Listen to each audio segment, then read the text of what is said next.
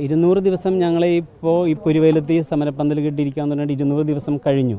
ഇനി ഞങ്ങൾ കേരളത്തിൽ ഇപ്പോൾ ഇന്നിപ്പോൾ KRLCC, KLCA, SNDPയുടെ വിഭാഗങ്ങൾ, അതേപോലെ തന്നെ ധീവര സമുദായത്തിൻ്റെ ആളുകൾ എല്ലാവരും കൂടി മീറ്റിംഗ് നടത്തിയിട്ടുണ്ട്.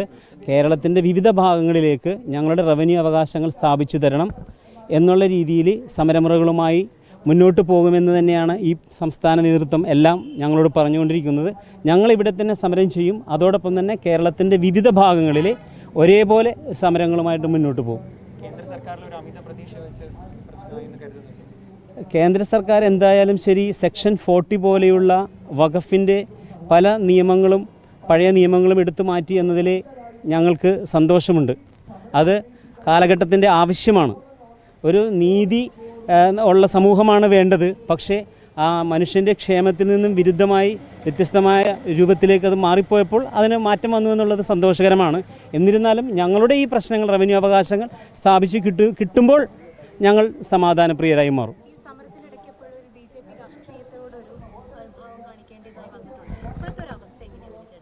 അതായത് ഇവിടെ ഒരു കാര്യമുള്ളത്, BJP ആണ് 1995 വന്ന ആ നിയമത്തിൻ്റെ പോരായ്മകൾ മനസ്സിലാക്കിയിട്ട് അമെൻമെൻറ്റ് കൊണ്ടുവന്നത്.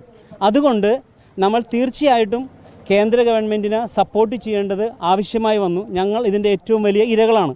അത് ഞങ്ങൾ സപ്പോർട്ട് ചെയ്തു. ആ നിയമം ആവുകയും ചെയ്തു. ഇപ്പോൾ അവസാനമായി കിരൺ റിജിജു മന്ത്രി ഇവിടെ വന്ന് പറഞ്ഞിരിക്കുന്നത് 21 ദിവസങ്ങൾക്കുള്ളിൽ ചട്ടങ്ങൾ രൂപീകരിച്ച് നിങ്ങളെ ഈ പ്രശ്നത്തിൽ നിന്ന് മൂരിയെടുക്കുന്നതിനുള്ള നിയമ നടപടികൾ ഉണ്ടാകുമെന്നാണ് പറഞ്ഞിരിക്കുന്നത്. അത് അച്ഛനുണ്ട്.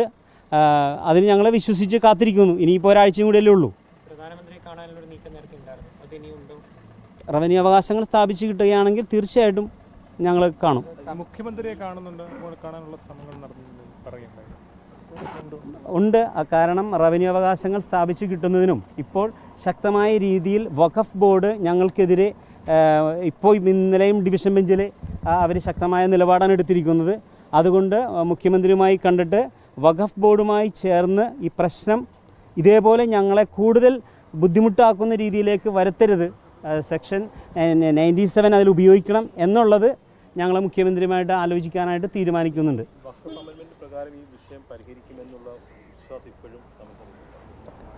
അല്ല, അത് വരും ദിവസങ്ങളിൽ കൃത്യമായിട്ട് അറിയാൻ സാധിക്കും. ചട്ടരൂപീകരണത്തിൽ എന്താണുള്ളതെന്ന് നമുക്ക് തൊട്ടടുത്ത ദിവസങ്ങളിൽ അറിയാൻ സാധിക്കും. ഈ സമരസമിതിയുടെ ഭാഗമായി എന്തെങ്കിലും ഭിന്നതയടക്കം ഉണ്ടായിട്ടുണ്ടോ? കാരണം ആദ്യഘട്ടത്തിൽ ഒരു ഘട്ടത്തിൽ ഈ സമരത്തിലെ അംഗങ്ങൾ തന്നെ BJP പുറത്താണെന്നാണെങ്കിലും BJP മെമ്പർഷിപ്പ് എടുക്കുന്ന സാഹചര്യം ഉണ്ടാകും. അതൊക്കെ കൊടുത്തൊരു സന്ദേശം ഉപകാരപ്പെട്ടില്ലെന്ന് തോന്നുന്നു. അല്ല, ഞങ്ങളെ സംബന്ധിച്ചിടത്തോളം ഇവിടെ കക്ഷി രാഷ്ട്രീയമല്ല. അപ്പോൾ സ്വാഭാവികമായിട്ടും കേന്ദ്ര ഗവൺമെൻറ്റിനെ ഞങ്ങൾക്ക് ആ നിയമം നിർമ്മിക്കുന്ന സമയത്ത് സഹായിക്കേണ്ടതായിട്ട് വന്നു. അങ്ങനെ സഹായിക്കേണ്ടി വന്നപ്പോൾ അത് BJP രാഷ്ട്രീയം ഇവിടെ കളിക്കുകയാണെന്നുള്ളൊരു തോന്നൽ ജനങ്ങൾക്ക് ഉണ്ടായിട്ടുണ്ടെങ്കിൽ അത് തെറ്റിദ്ധാരണയാണ്. ഒരിക്കലും അങ്ങനെ ഒരു കക്ഷി രാഷ്ട്രീയത്തിൻ്റെ പിന്നാലെ ഞങ്ങൾ പോകുന്നില്ല. എല്ലാവരും രാഷ്ട്രീയമുള്ളവരാണ്. ഇവിടെ INDSൽ ജോലി എടുക്കുന്നവരുണ്ട്, CATയിൽ ജോലി എടുക്കുന്നവരുണ്ട്, BMSൽ ജോലി എടുക്കുന്നുണ്ട്, പല ഫാമിലീസും. അപ്പോൾ അങ്ങനെ ഒരു സംഘടന ഉണ്ടാക്കാൻ ഞങ്ങൾ ഒരിക്കലും നിൽക്കുകയില്ല. പ്രധാനമായ ഒരു കാര്യം പറയുന്നത്, അതായത് ഇവിടെ നിന്നൊരു പ്രകടനമായി പോയി LDFൻ്റെയും UDFൻ്റെയും പ്രതീകാത്മക കോലം കടലിൽ താഴ്ത്തി സുരേഷ് ഗോപിക്ക് ജയ് വിളിക്കുന്ന അടക്കമുള്ള ലൈവ് വന്ന് മാധ്യമങ്ങളിൽ പോയിരുന്നു.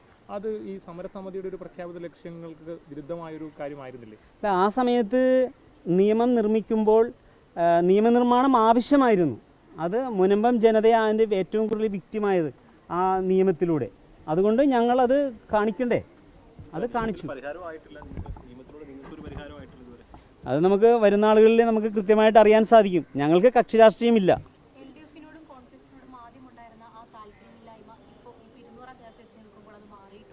അല്ല, സ്വാഭാവികമായിട്ടും ഇവിടെ BJP കൊണ്ടുവരുന്ന ആ നിയമം അതിന് LDFും UDFും ഒരേപോലെ സപ്പോർട്ട് ചെയ്യുകയാണ് ചെയ്തത്.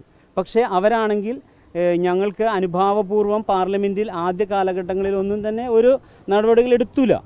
അതുകൊണ്ട് ഞങ്ങൾ തീർച്ചയായിട്ടും BJP കൊണ്ടുവരുന്ന ആ നിയമത്തിനെ സപ്പോർട്ട് ചെയ്യുന്നതിന് ഞങ്ങൾ നിന്നു. ഇപ്പോൾ അതെല്ലാം കഴിഞ്ഞു.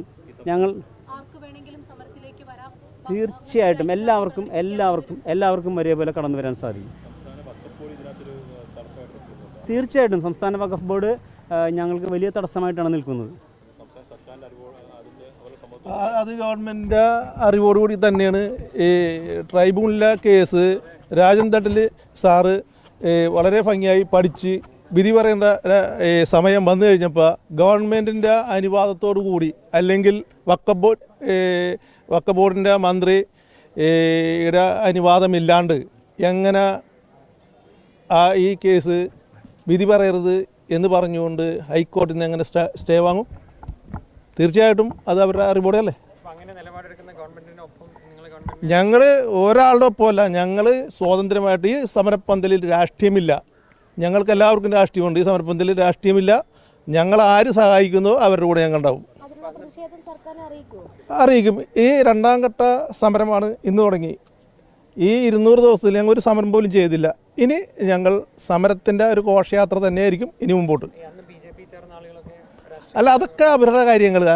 ആരൊക്കെ എവിടെയൊക്കെ ചേർന്ന് അതൊന്നും നമ്മുടെ വിഷയങ്ങളല്ല. എവിടെ വേണമെങ്കിലും ചേർന്നോട്ടെ, ഞങ്ങൾക്ക് ആർക്കും ഒരു പ്രശ്നവുമില്ല. രാഷ്ട്രീയമല്ല ഞങ്ങളുടെ വിഷയം. ഇവിടെ നീതിയും സത്യവും, ധർമ്മവും അധർമ്മവും തമ്മിലൊരു യുദ്ധമാണ് നടക്കുന്നത്. ഇതിൽ തീർച്ചയായിട്ടും നീതി വിജയിക്കും. അതിനുള്ള എല്ലാ നിയമപരമായ കാര്യങ്ങളെല്ലാം കോടതിയിലും സംസ്ഥാന ഗവൺമെൻറ്റിലെല്ലാം എത്തിയിട്ടുണ്ട്. അതിൻ്റെ പേരിൽ ഞങ്ങൾക്ക് പൂർണ്ണ വിശ്വാസമുണ്ട്. ഞങ്ങളാ ജയിക്കും. ഞങ്ങളുടെ അവകാശം തിരിച്ചു കിട്ടും.